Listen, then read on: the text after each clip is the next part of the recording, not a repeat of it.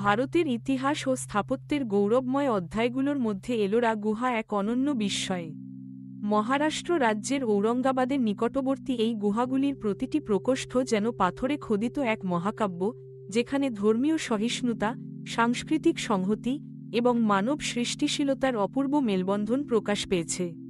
প্রায় ১৫০০ বছরের পুরনো এলোরা গুহাগুলির নির্মাণ শুরু হয়েছিল ষষ্ঠ শতাব্দীতে, আর সেই সৃষ্টির ধারা অব্যাহত ছিল দশম শতক পর্যন্ত। এই দীর্ঘ সময়কালে ভারতীয় ভাস্কর্য, চিত্রকলা, স্থাপত্য এবং ধর্মীয় ভাবনার বিকাশ এখানে সংরক্ষিত হয়েছে এক অপূর্ব নিদর্শনের রূপে।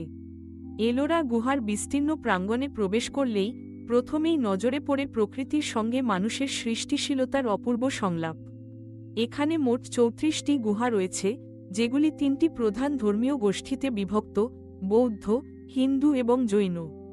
এই বিভাজন কেবল ধর্মীয় অনুষঙ্গেই নয়, শিল্পশৈলী, ভাস্কর্য এবং স্থাপত্য কৌশলেও বৈচিত্র্য এনে দিয়েছে। প্রতিটি গুহা যেন তার নিজস্ব ভাষায় বলে চলে অতীতের কাহিনী। বৌদ্ধ গুহাগুলোর মধ্যে ১ থেকে ১২ নম্বর গুহাগুলি বিশেষভাবে উল্লেখযোগ্য। এখানে দেখা যায় স্তূপ, বিহার অর্থাৎ ভিক্ষুকদের জন্য নির্মিত বাসস্থান এবং প্রার্থনা কক্ষ। সবচেয়ে বিখ্যাত ১০ নম্বর বিশ্বকর্মা গুহা। এখানে কেন্দ্রে বসা এক বিশাল বুদ্ধ মূর্তি, যার চারপাশে স্তম্ভগুলি সুচারু নকশায় খোদাইকৃত। স্তম্ভের ওপরে অপূর্ব অলঙ্করণ আর দেয়ালের গায়ে খচিত ধর্মীয় চিত্রগাথা যেন এক অতুলনীয় নান্দনিকতার সাক্ষ্য বহন করে। এই গুহাগুলিতে প্রবেশ করলে মনে হয় সময় যেন স্তব্ধ হয়ে গেছে।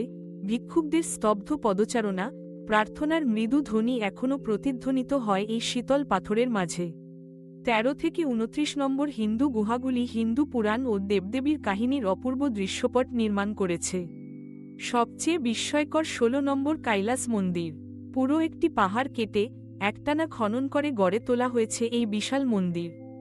এখানে শিবের কৈলাস পর্বতের প্রতিরূপ তৈরি হয়েছে, যাতে রয়েছে বিশাল শিবলিঙ্গ, পার্বতী, গণেশ, রাবণ, বিষ্ণু এবং আরও অনেক দেবদেবীর অনুপম ভাস্কর্য।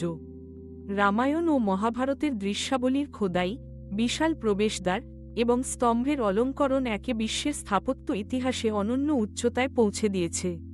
প্রায় ৪ লক্ষ টন পাথর কেটে এই মন্দির নির্মাণ, প্রযুক্তিগত ও মানবিক শ্রমের এক অসাধ্য সাধনের দৃষ্টান্ত। আজও গবেষকরা বিস্ময়ে ভাবেন কিভাবে সেই প্রাচীন যুগে এত নিখুঁত পরিকল্পনা ও দক্ষতায় এই নির্মাণ সম্ভব হয়েছিল। ৩০ থেকে ৩৪ নম্বর জৈন গুহাগুলি তুলনামূলক ছোট, কিন্তু খোদাই ও অলঙ্করণে অতুলনীয়। ৩২ নম্বর ইন্দ্রসভা গুহা, এর নামেই বোঝা যায় এটি যেন দেবসভা। এখানে রয়েছে জৈন তীর্থঙ্করদের মূর্তি, সূক্ষ্ম খোদাই, দেবদেবীর প্রতিকৃতি এবং নির্মাণশৈলীতে রয়েছে অপূর্ব ভারসাম্য। ছোট্ট এই গুহাগুলিতে প্রবেশ করলে মনে হয় শিল্পী যেন প্রতিটি ইঞ্চি পাথরকে পরম মমতায়, নিখুঁত যত্নে রূপ দিয়েছেন। জৈন ধর্মের অহিংসা, সংযম ও আত্মশুদ্ধির বার্তা এসব গুহার নিস্তব্ধ পরিবেশে যেন অনুভূত হয়। এলোরা কেবল স্থাপত্যের নিদর্শন নয়, এটি ধর্মীয় সহিষ্ণুতারও এক উজ্জ্বল উদাহরণ। একে অপরের পাশে ৩টি ধর্মের গুহা নির্মিত হয়েছে, যার মধ্যে ধর্মীয় বিভেদ নয়, বরং মিলনের বার্তা স্পষ্ট। শিল্পীরা একে অপরের ধর্মীয় অনুভূতিকে শ্রদ্ধা জানিয়ে পারস্পরিক সহমর্মিতায় কাজ করেছেন। এ এক বিরল ঐক্যের প্রতীক, যা আজকের পৃথিবীর জন্য অনুকরণীয়। ১৯৮৩ সালে ইউনেস্কো এই গুহাগুলিকে বিশ্ব ঐতিহ্যবাহী স্থান হিসেবে স্বীকৃতি দিয়েছে। এর ফলে এখানে দেশ বিদেশ থেকে হাজার হাজার পর্যটক ও গবেষকের আগমন ঘটে।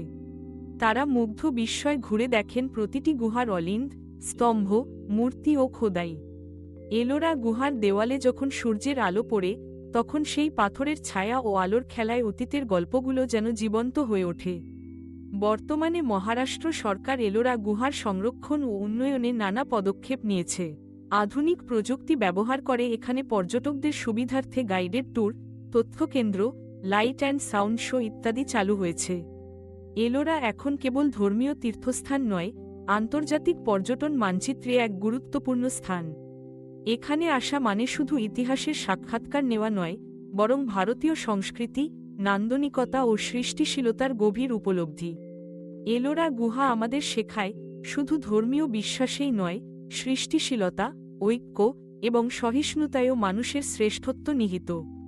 যদি পাশাপাশি তিনটি ধর্ম তাদের নিজ নিজ বিশ্বাস নিয়ে পারস্পরিক সম্মান ও সহমর্মিতায় হাজার বছর আগে একসাথে এই অপূর্ব শিল্পকীর্তি গড়ে তুলতে পারে, তবে আজকের যুগেও আমরা পারি সম্প্রীতি, সহিষ্ণুতা আর মিলনের পথ বেছে নিতে। সময়ের আবর্তে অনেক কিছুই বদলেছে, কিন্তু এলোরা গুহা আজও নিঃশব্দে দাঁড়িয়ে আছে, পাথরে খোদিত ইতিহাস, শিল্প এবং বিশ্বাসের অমর দলিল হয়ে। প্রজন্মের পর প্রজন্ম এই গুহা দেখে শিখবে, ধর্মভেদ ভুলে একসাথে কাজ করলে কি অসাধ্য সম্ভব হয়। এলোরা শুধুই একগুচ্ছ গুহা নয়, এটি ভারতীয় সভ্যতার এক জ্যোতির্ময় অধ্যায়, যেখান থেকে অনুপ্রেরণা নেয় আগামী দিনগুলো সহিষ্ণুতায়, সৃষ্টিশীলতায় এবং ঐক্যের শক্তিতে। এলোরা গুহা প্রাচীন ভারতীয় সভ্যতার এক অনন্য আলো, যা যুগ যুগ ধরে আমাদের মনে করিয়ে দেয়, মানুষ চাইলে তার বিশ্বাস, সংস্কৃতি আর সৃষ্টিশীলতার মাধ্যমে পাথরেও প্রাণ প্রতিষ্ঠা করতে পারে। এই গুহাগুলি ভারতের অমূল্য ঐতিহ্য, যা চিরকাল অনুপ্রেরণার উৎস হয়ে থাকবে।